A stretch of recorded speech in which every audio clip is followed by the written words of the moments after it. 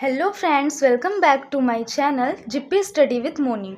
आज के इस वीडियो में हम लोग एस्से लिखना सीखेंगे। देखो बच्चों, एस्से लिखना सिर्फ एग्ज़ाम के मार्क्स के लिए नहीं होता। यह आपको सोचने का तरीका, आपकी राइटिंग स्किल्स और आपका कॉन्फिडेंस का टेस्ट भी होता है। और अगर आप क्लास 10th या 12th में हो तो आप जानते हो एक अच्छा एस्से लिखना एग्जामिनर का दिल जीत सकता है और वो आपको फुल मार्क्स दे सकता है। फुल मार्क्स के लिए आपको एस्से लिखने के लिए कुछ स्टेप्स को फॉलो करने पड़ेंगे, जैसे कि इस वीडियो के अंदर हम आपको बताने वाले हैं। तो चलिए बिना रुके इस वीडियो को स्टार्ट करते हैं। तो चलिए सबसे पहले जो हमारा टॉपिक है द पॉल्यूशन। तो सबसे पहले अगर आपको एस्से लिखने को आता है तो सबसे पहले आप अपने टॉपिक का बड़ा सा नेम डाल लेंगे। जो भी आपका टॉपिक है वो बढ़िया हेडिंग में, मोटी हेडिंग होनी चाहिए। सबसे बड़ी हेडिंग डालेंगे आप, बढ़िया ब्लैक स्केच से। एग्जामिनर देखेगा तो क्या हो जाएगा, खुश हो जाएगा हेडिंग देख के आपकी। आपको वहाँ पे कलर्स यूज़ नहीं करने हैं, वहाँ पे ओनली ब्लैक स्केच ही यूज करना है।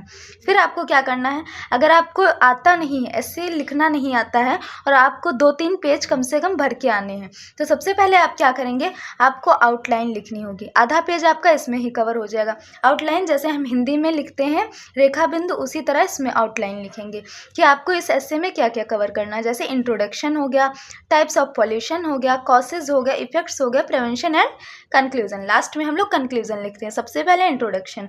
अगर आपको पूरी हेडिंग्स नहीं आती हैं, अगर आपको बीच में आपने कुछ नहीं लिखा है और ये हेडिंग्स ही डाल दी, तो एग्जामिनर्स इन्हें देखकर ही आपको फुल मार्क्स दे देता है। तो चलिए स्टार्ट करते हैं आज का टॉपिक।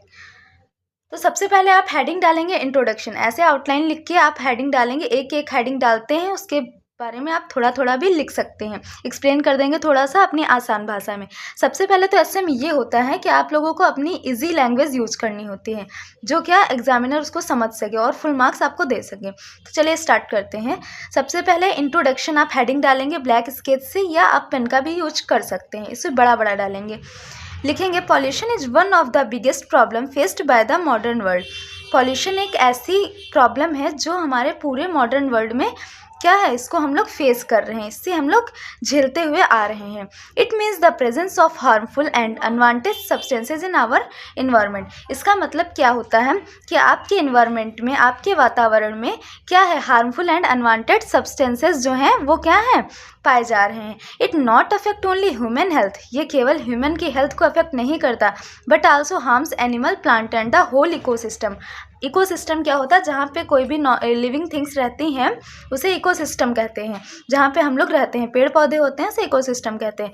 तो यहाँ पे ये बता रहे हैं कि ह्यूमन हेल्थ को ही ये अफेक्ट नहीं करता, ये एनिमल्स एंड प्लांट्स को भी अफेक्ट करता है और पूरे इकोसिस्टम को अफेक्ट करता है। तो आपको यहाँ इस वीडियो में एक एक लाइन का सोल्यूशन भी मिलेगा, एक एक लाइन की हिंदी मीनिंग भी देखने को मिलेगी, तो वीडियो के एंड तक जरूर बने रहिएगा। फिर दूसरा है आपका टाइप ऑफ पॉल्यूशन। आपको कुछ नहीं करना है, टाइप ऑफ पॉल्यूशन आपको हेडिंग डालनी है। उसके बाद ऐसे आप इसको ऐसे एक एक दिखाएंगे तो एग्जामिनर इसको देख के, इस चार्ट को देख के ना आपको नंबर दे देगा, फुल मार्क्स इसमें आपको मिल जाएंगे। कैसे? क्योंकि इसको देख के ज़्यादा इंप्रेशन जो आपका बढ़ता है, इंप्रेशन आपका इसमें बढ़ जाता है। जैसे यहाँ पे आप चारों हेडिंग्स को आप दिखा सकते हैं, इसको ऐसे आप शो करने के लिए लिख रहे हैं। उसके बाद आप क्या करेंगे, एक एक हेडिंग्स को लेंगे और उसके बारे में थोड़ा सा कुछ लिखेंगे। अगर आपको कुछ नहीं आता, कुछ भी थोड़ा बहुत आता है, तो आप ऐसे बना देंगे। उसके बाद एयर पोल्यूशन के बारे में थोड़ा बहुत तो आता ही होगा ना, तो वो आप लिख सकते हैं। तो चलिए नेक्स्ट पेज पे चलते हैं। तो नेक्स्ट पेज पे आपका है, ऐसे आप हेडिंग्स डाल लेंगे। जैसे मैंने आपको बताया था, एयर पोल्यूशन की हेडिंग आपने डाली, उसके बाद एयर पोल्यूशन के बारे में आप लिखेंगे। Air pollution occurs when harmful gases and smokes mix with the air. यहाँ पे बता रहे हैं कि जो हमारा प्रदूषण ये होता है, एयर प्रदूषण जो होता है हमारा, तो इसमें क्या होता है, हार्मफुल गैसेज एंड स्मोक जो हमारे एयर में मिक्स हो जाते हैं, जो हमारी हवा होती है उसमें क्या हो जाते हैं, मिक्स हो जाते हैं। हार्मफुल गैसेज होती हैं, कुछ स्मोक होते हैं, धुआं, ये हमारे गैस में मिल जाते हैं, तो हमारे एयर पोल्यूशन होता है।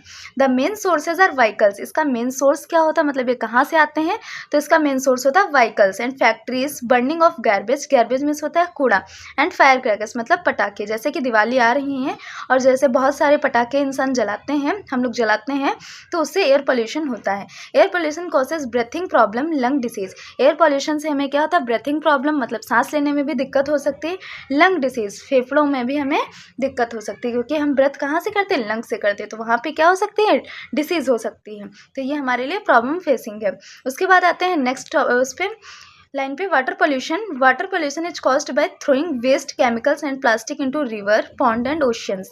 अच्छा, वाटर पोल्यूशन क्या होता है, जल प्रदूषण हमारा, इसको हिंदी में बोलते हैं। इसमें क्या होता है, जब भी हम किसी भी नदी, किसी भी रिवर में या किसी भी तालाब या किसी भी महासागर में कोई भी वेस्ट प्रोडक्ट फेंकते हैं, जैसे कि केमिकल्स फेंकते हैं, इससे वाटर पोल्यूशन बढ़ता है। अच्छा, इससे क्या होता है, वाटर जो होता है अनफिट हो जाता है, मतलब उसे हम लोग पीते हैं तो हम लोगों की तबीयत खराब हो जाती है। एंड एक्वेटिक लाइफ जो उसमें रहते हैं, फिशेज रहते हैं, बहुत सारे एक्वेटिक एनिमल्स रहते हैं, उनके लिए भी ये हार्मफुल होता है। नेक्स्ट आते हैं, थर्ड है हमारा सॉइल पोल्यूशन। सॉइल पोल्यूशन मतलब मृदा प्रदूषण। मृदा प्रदूषण हमारा कैसे होता है, soil pollution happens when harmful chemical, plastics and waste material mix with the soil. बहुत सारे जब प्लास्टिक्स गलते हैं हमारे, धीरे धीरे सॉइल में मिक्स होते हैं, धीरे धीरे अगर उसमें केमिकल्स मिक्स होते हैं तो हमारा क्या होता है, ध्वनि जो वो हमारी होती है मृदा, वो क्या हो जाती है, प्रदूषित हो जाती है। और ये क्या करती है, फर्टिलिटी ऑफ सॉइल जो होती है उसको क्या कर देती है, रिड्यूस कर देती है। मतलब अगर हम इस पर क्रॉप्स ग्रो करेंगे तो इतनी जल्दी हमारे क्रॉप्स इस पर नहीं ग्रो करेंगे। फोर्थ आता है नॉइस पोल्यूशन। नॉइस पोल्यूशन आता है हमारा, इसमें क्या होता है, caused by loud sounds from vehicles से निकलने वाले जो हमारे साउंड्स होते हैं, लाउड स्पीकर्स होते हैं जो हम यूज करते हैं, वो उससे हमारा नॉइस पोल्यूशन होता है। इससे क्या होता है, इससे स्ट्रेस होता है, हेडेक होता है एंड हेयरिंग प्रॉब्लम्स भी हो सकती हैं। उसके बाद आते हैं थर्ड हेडिंग पे, कॉजेज, मतलब इसके क्या कारक हो सकते हैं। तो कारक सबसे पहले human activities are the main cause of pollution, हम लोग सबसे आगे हैं, ठीक है। तो ह्यूमन एक्टिविटीज़ इसका एक कारण हो सकते हैं।